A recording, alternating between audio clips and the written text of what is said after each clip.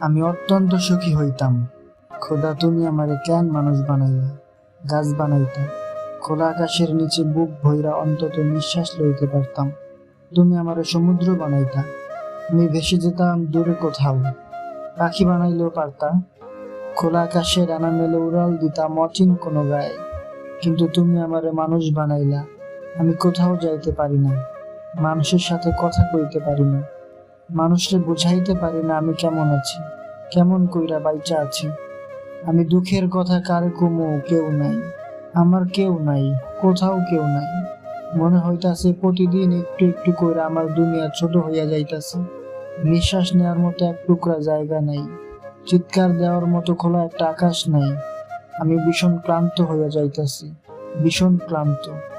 এক পা আগানোর শক্তি নাই, অন্যদিকে পিছাতেও পারতাছি না। খোদা, তুমি কেন আমারে মানুষ বানাইলা?